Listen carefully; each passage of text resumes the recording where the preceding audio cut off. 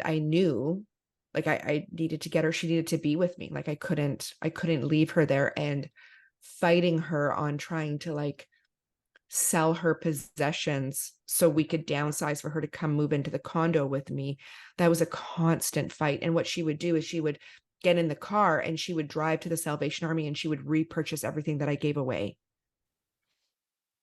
We at Dementia Solutions have come to notice how invaluable it is for family caregivers to learn about the stories of others.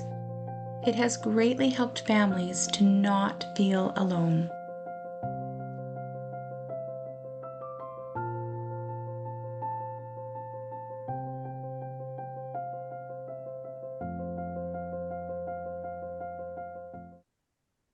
Hi, my name is Karen Tyrell, and I'm a dementia consultant and educator with the company Dementia Solutions. I have been in the senior care industry now for over 27 years, supporting individuals and their families affected by dementia, and I have seen the devastating effects that it has had on families. And today we are interviewing families so that you can learn from them and their stories. So today we have a special guest, and this is Luba. And Luba, Hello? I met back in 2017. It's been several years now, when she was caring for her mom. And I saw some amazing innovations that you were doing and the approaches with your mom that were just so incredible. I was very, very impressed. But I also saw some of your challenges that you had to go through. And I really think that people listening or watching will learn so much from you and be inspired. So without further ado, welcome, Luba. Thank you. Thanks for having me. I'm Oh, so excited. I'm so happy you're here. It's just, yeah, again, you're an incredible person with so much that I know of your own personal lives, but I really want to focus more so today on what your experience was like caring for your mom. So, how about starting with an overview? What was your journey like? Yeah, so it was probably one of the hardest things I've ever went through. I'm an only child and we have no family. My mom was an only, my dad was only, and their parents were only. So I never met any family members, nor do I have any family members. So when she got sick, it was, I guess, put on me, if you can call it that way. I wasn't going to put her in a home. That's not what I wanted to do. It's something I also promised her when I was probably 10 or 12 years old, like, I'll never put you in a home. So she was with me 24/7. I have businesses in the US. I travel every 2 weeks to Vegas and back, and she was on every flight with me. I had to revamp everything. Some businesses were still very new at that time, so cash flow wasn't the greatest. So, we would drive into Bellingham and take a flight for $49 just to get her on that. I would pack literally almost like a diaper bag, right? With like things for incontinence, her coloring books, her, crayons. And then from there, she came to every single meeting. So it didn't matter if I was a meeting that started at midnight, she was there. Like she was just like a child. She was by my side through absolutely everything. Wow. And how many years would you say that you were supporting her in total? 7. 7. Wow. Mm-hmm. Yeah, only child doing everything she can to help her mom get through this journey and watching her change along the way. It must Yeah. have been so difficult for you. Yeah, especially because she was a hard ass, right? Like she just had it together. Her memory was so sharp. I remember she used to make fun of me when I was little that, she would say something like, "What's 42 times 9?" And she'd be able to answer it right away, right? Or if we were like doing little equations, or if we were in a store and something was like 22%, like she could come up with it in her head so quickly when I couldn't. I would have to like physically find a calculator at that time, which wasn't, we didn't have cell phones and stuff back then, but she never wrote down any recipes. And she was an amazing baker, an amazing cook. And she had her own catering company. Like she was just, her mind was so sharp. So to see this massive decline it was crazy. Gosh. So looking back, what would you say was one of the toughest scenarios or situations that you had to go through with her?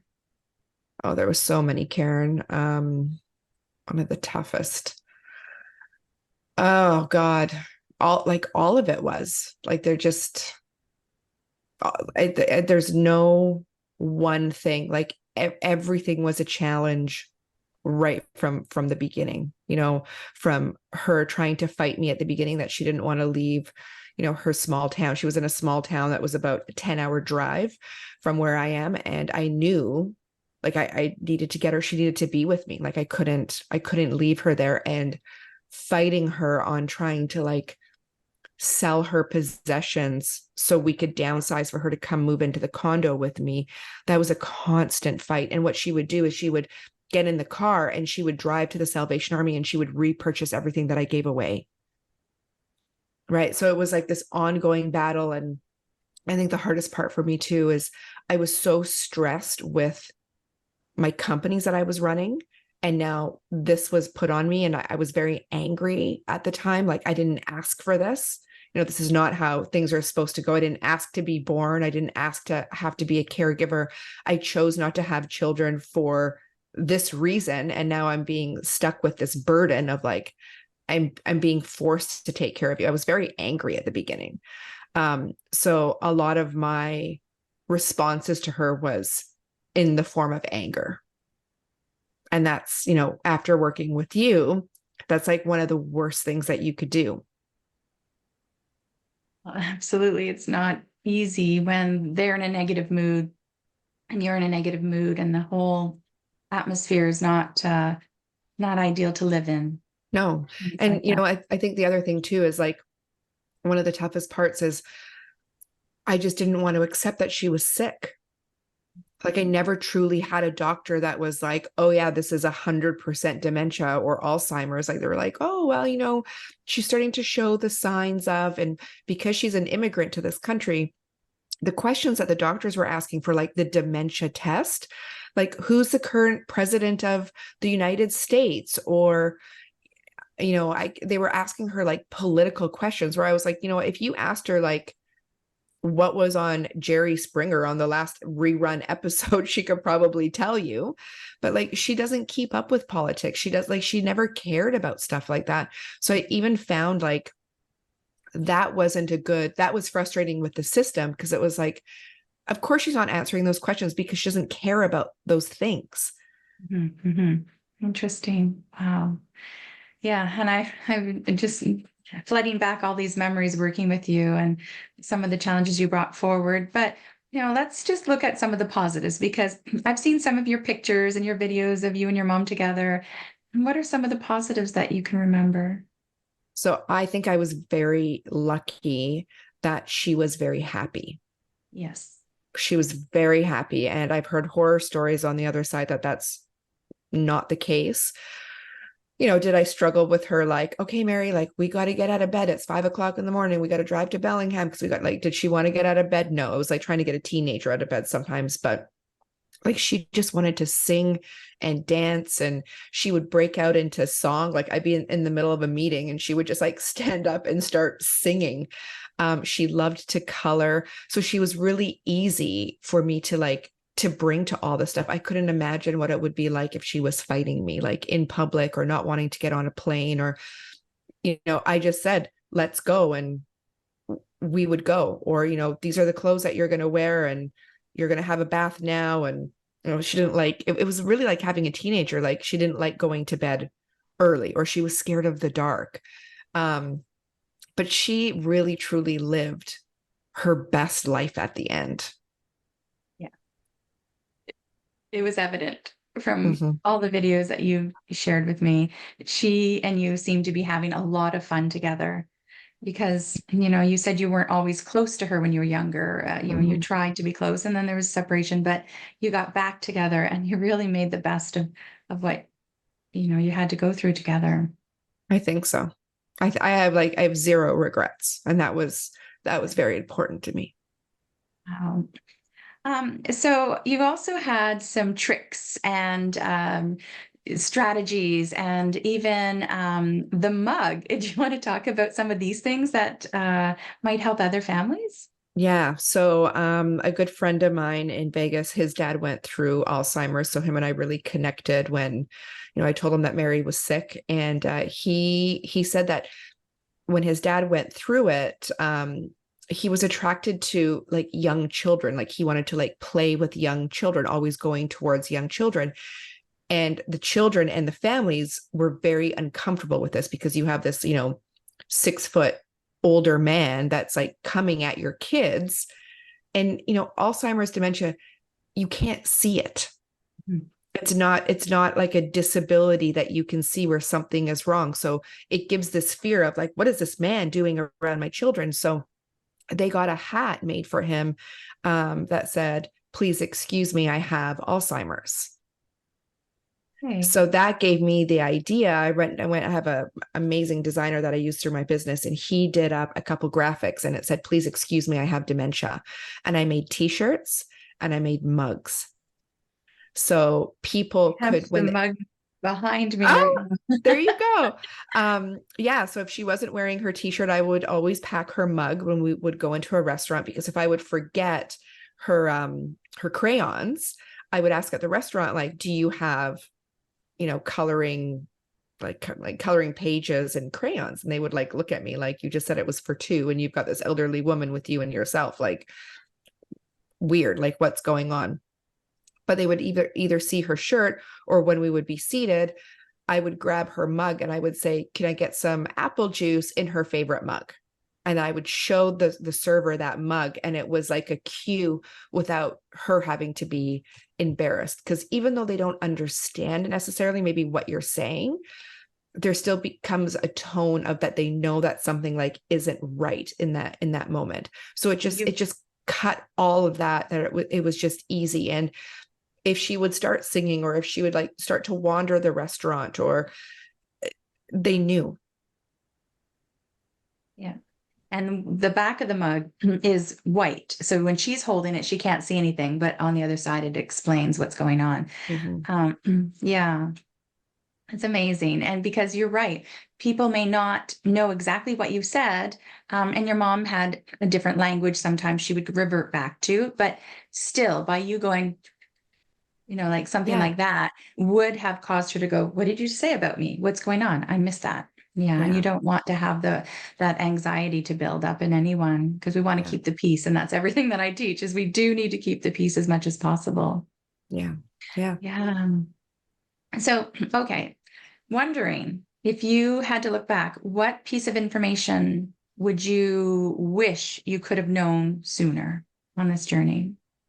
Well, as an only child, my mom had a house and she had a will, and she did everything perfectly. Like she did not want to give money to the government. She was very specific in like, I was going to get, whatever there was for savings, or the house or the car and all that. And we felt we did a really good job, right? I had a power of attorney when she was still well. I was on all her bank accounts, like everything seemed like I wasn't even worried about that at all. Then she passed away, and I went to file my taxes after I sold her house, and was hit with oh my God, what is it called? The capital gains tax of like $63,000 or something. And after meeting a lawyer through you, Karen, who I've kept in touch with, and we've become friends, Elizabeth from Paperclip Law, she explained that if it would have been put into a trust, I never would have been hit with any of that. So that was very, very difficult and very, very hard for me, because, you just kind of feel that was stolen from you. That money was stolen from you, because if my mom would have been in that house the whole time and would have sold it, then there wouldn't have been it would have been her primary residence. But because she was forced to move, like it just doesn't make sense to me. And that's what I was talking about with my accountant, is like something needs to give in like the federal system, sometimes I mix it up with the US, sorry, but nationally, like Trudeau or whoever needs to look at this. When people are forced out of their own homes,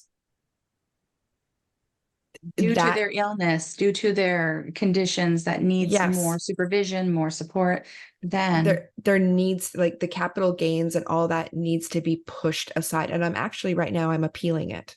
I'm appealing the provincial one. I'm not going to get away with the federal stuff. I had to pay that.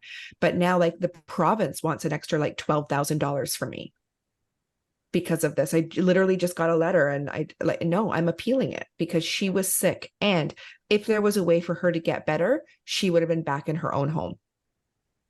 So that, I just wish I would have been more educated on that when, we thought that we had it all. It also went into probate for like 3 years. And because we had a loan against the house, I continued to pay all of that interest and all of that loan.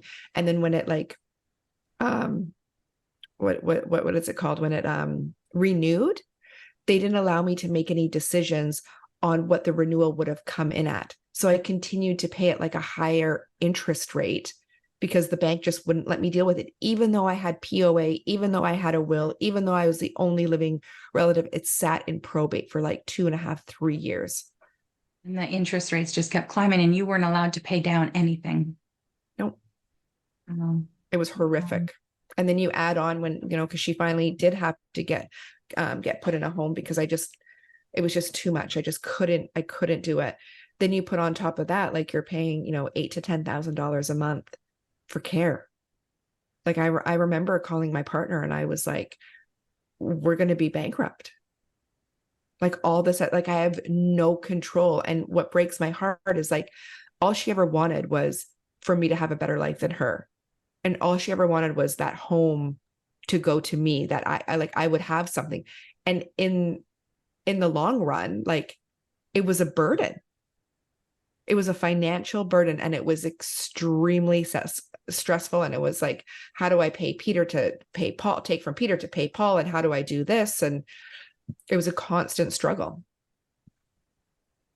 Yeah.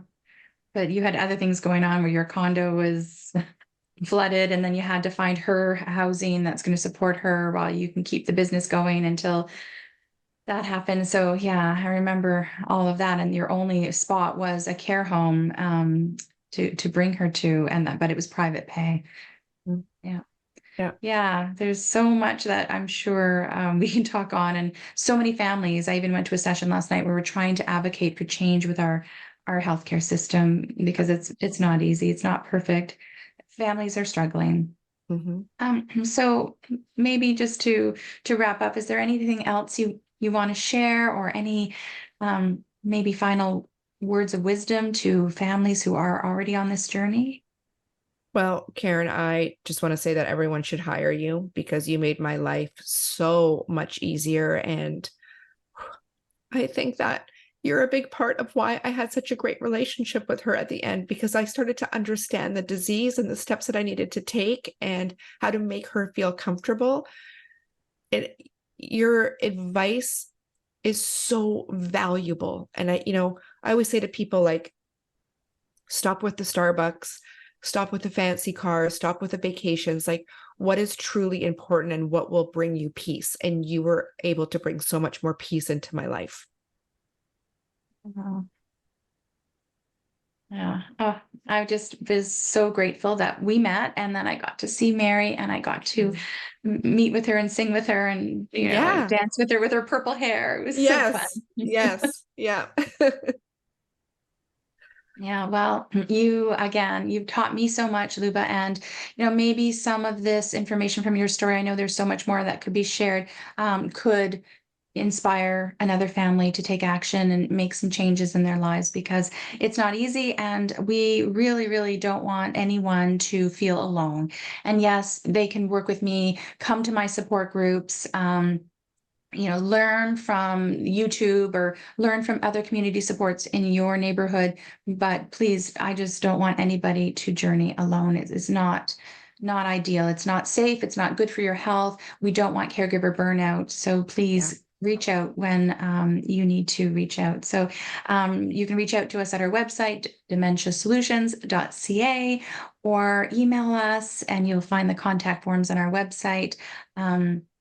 But we are here as a resource. So please, everyone, take good care. And again, Luba, you take good care of yourself and Thank you. continue to make a positive difference in the world with what you're doing with skincare products and helping women with breast cancer. And, it's just incredible what you've been able to accomplish so far. And your website is where again, if people want to learn more? Yeah, so it's Brighten Up with a Y, BRYGHTENUP.com. Brightenup.com. Yeah. Anyways, incredible work you're doing. So thank you. Thank you. Thank you. Take good care.